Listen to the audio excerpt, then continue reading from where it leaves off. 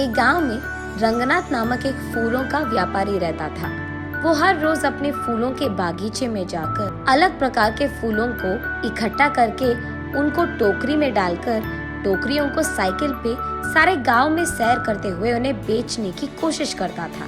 फूल है अम्मा, फूल अलग प्रकार के फूल है, जल्दी ले लो, ताजे ताजे फूल। ऐसे उनको बेचने की कोशिश करता था, लेकिन ऐसे सारा दिन गांव में सैर करने के कारण रंगनाथ के पैर बहुत दुखते थे। वो एक दिन अपनी पत्नी रामूलम्मा से ऐसे कहता है, हर रोज इस साइकिल पे फूल बेचने की कोशिश कर कर के मेरे पैर बहुत दुख रहे हैं। मुझे अब नहीं लगता कि मैं इन फूलों को बेच पाऊंगा।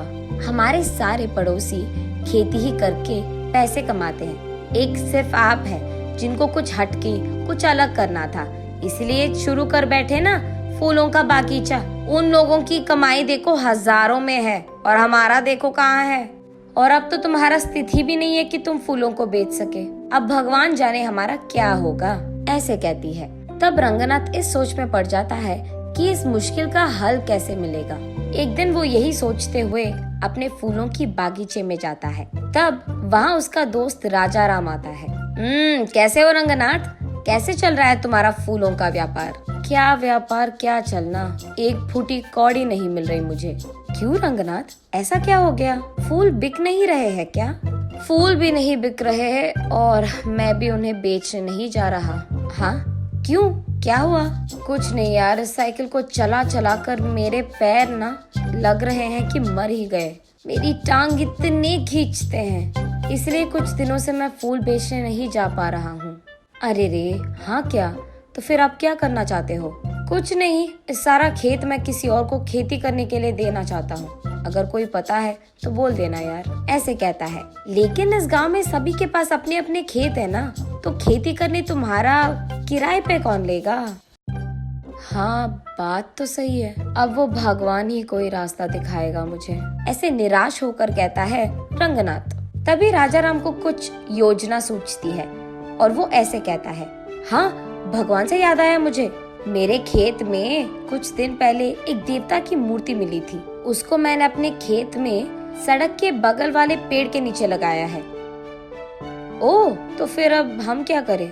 क्या कह रहे हो तुम कि उस देवता की पूजा करूं ताकि मेरे मुश्किल सारे दूर हो जाए? नहीं यार रंगनाथ, मैं वो नहीं कह रहा। तुम्हारे व्यापार में अगर मुझे एक हिस्सा मिलेगा तो मैं तुम्हें एक उपाय दूंगा। अरे पहले उपाय तो बता दो यार। देख, अब तुम्हारे और मेरे खेत एक दूसरे के आमने सामने हैं और बीच में एक रोड भी है। अब उस रोड के बगल वाले पेड़ के नीचे ही तो मैंने उस देवता की मूर्ति को छिपाया है। अब कल सुबह मैं सबको ये बताऊंगा कि जब मैं खेती कर रहा था मुझे इस देवता की मूर्ति मिली है और उसे मैंने पेड़ के नीचे लगा दिया है। हाँ तो इसमें मेरा क्या लाभ होगा राजा राम? हाँ हाँ वही आ रहा, सुनो तो सही। अब मैं ये भी कहूँगा कि उस देवता की मूर्ति के पास मुझे कुछ पुरानी कागज पत्र मिले हैं और ये कि उस पे लिखा था कि ये बहुत बड़ी देवता की मूर्ति है और ये भी कि उस देवता को उस समय में सारा गांव सैर करवाते थे और इस जंगल में उगाए फूलों से ही वो अपने आप को संवारती थी। ऐसे मैं प्रकट करूँगा और उसके बाद मैं ये भी कहूँगा कि वो इस देवता के वजह से था कि चारों ओर अपने अपने खेतों में अलग प्रकार के बीज डालने के बावजूद वो देवी यही चाहती थी कि इस खेत में सिर्फ फूल उगाए जाए। फिर सबको मैं यकीन दिलवा दूंगा कि तुम भी देवता की सेवा ही कर रहे हो और उनका काम मान रहे हो। तब सिर्फ तुम्हारे खेत में उगाए हुए फूलों से ही उस देवी की पूजा करना चाहेंगे सभी। तब तुम्हारे बागीचे में सारे फूल बिक जाएंगे और इतना भी नहीं, तुम अपने खेत में ही बैठकर पैसे कमा सकते हो। साइकिल चलाने की तो कोई काम नहीं होगी तुझे, ऐसे कहता है राजा राम।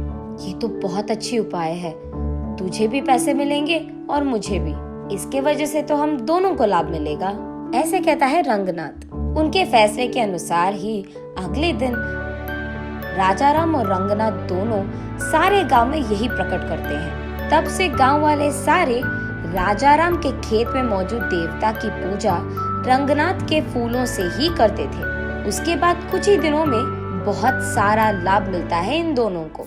उसके कुछ ही दिनों बाद रंगनाथ की पत्नी रामूलम्मा अपनी सहेलियों के साथ जब बात कर रही थी, उसे सुनने में आता है कि उस गांव का जमींदार राजा राम के खेत में बहुत बड़ा मंदिर बनवाना चाहता है, क्योंकि वही देवी भी बाहर निकली थी।